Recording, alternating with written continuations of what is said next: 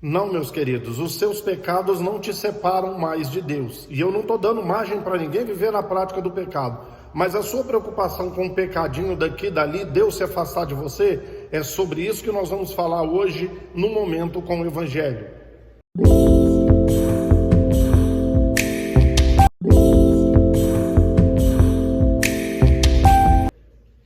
Está escrito em Isaías 59, 2: mas os vossos pecados fazem separação entre vós e o vosso Deus, e as suas iniquidades fazem com que ele encubra o seu rosto para que não te veja.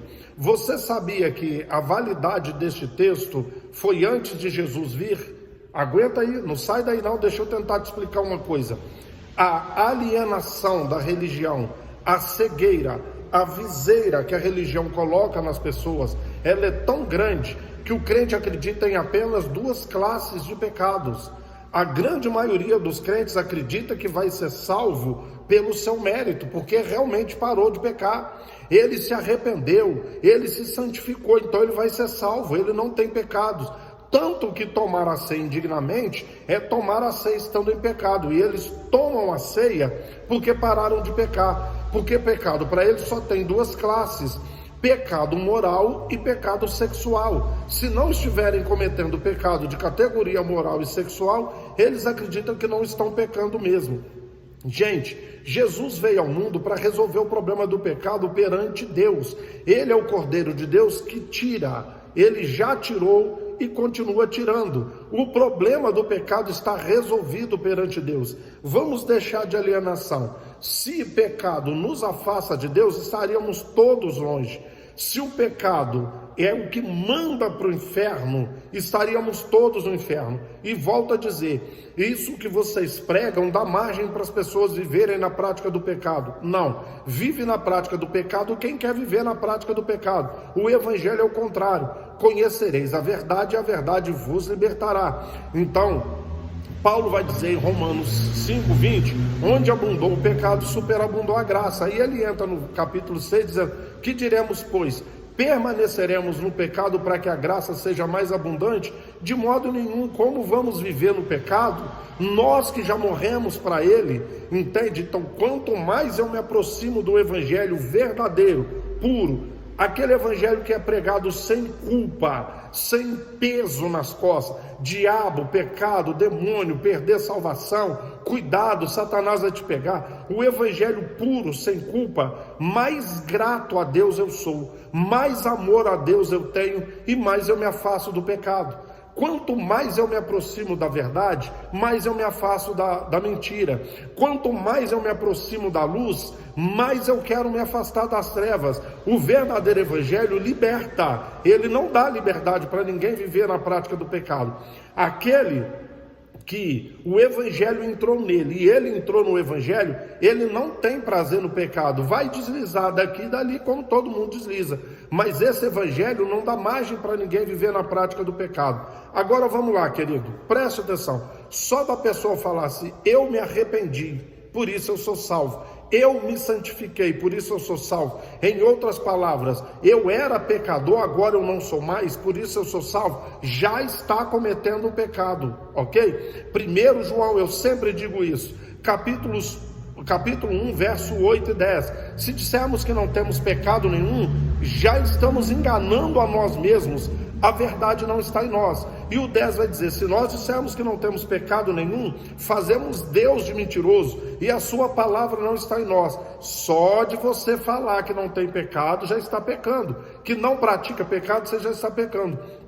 Romanos 3, de 10 a 18 vai dizer: não há um justo, nenhum sequer, ninguém que entenda a Deus, ninguém que faça a vontade dele. Todos, um a um, se extraviam da vontade de Deus e fazem o que é mal aos seus olhos.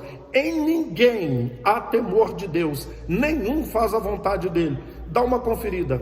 Jeremias 13, 24 diz que o dia que um etíope mudar a cor da pele e o leopardo as manchas do corpo, nós vamos parar de ser maus, entende? Então não tem ninguém. Para com isso. O problema do pecado foi resolvido perante Deus, ok?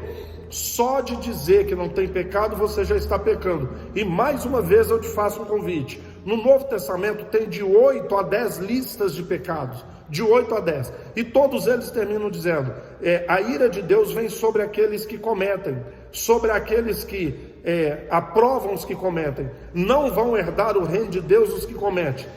Agora, nessas listas, não tem só pecado sexual e moral, não. Se você dá uma lida sincera nessas listas de pecados do Novo Testamento, de 8 a 10 listas, você vai ver que eu e você cometemos pelo menos 1/3 dos pecados cometidos nessas listas, que diz que a ira de Deus vem, que não vai herdar o reino do céu.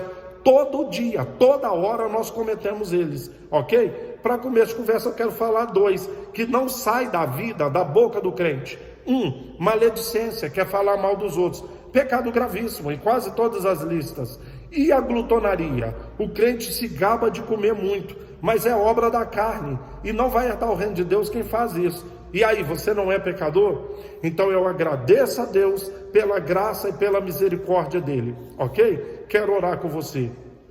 Bondoso Pai, mais uma vez, Deus, está aí o seu evangelho, está aí a sua palavra, está aí aquilo que Paulo falou. O Senhor derramou a sua graça sobre nós.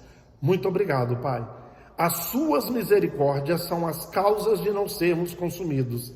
Nós não somos consumidos, não é porque não somos pecadores. E um outro ensinamento grandioso do Senhor é o seguinte: antes de falar do cisco do olho do seu irmão, olhe a trave que está no seu olho. Meu Deus, nos ajuda a entender o seu evangelho e praticar. Nos tire desse engano, dessa alienação. Tira, meu Deus, as vendas dos nossos olhos. Muitas vezes achamos que não pecamos e que pecado grave é o pecado do outro. Eu não peco. Então o crente, ele muitas vezes, Pai, ele nomeia os pecados e dá grau aos pecados. Então, se for moral ou sexual, são pecados graves. Agora os que eu cometo, tá de boa, tá passando. Deus arranca essa cegueira, assim como o Senhor fez com Paulo. Faça cair as escamas dos nossos olhos. E muito obrigado pela sua graça. Muito obrigado por ter enviado o seu filho. Muito obrigado porque na obra dele o pecado está resolvido. Te louvo, Pai, te glorifico e faça essa pessoa que está me ouvindo entender isso neste momento. Em nome do Evangelho, em nome da sua palavra, em nome de Jesus Cristo. Amém e amém. Mais uma vez um abraço e até a próxima, se Deus assim nos permitir.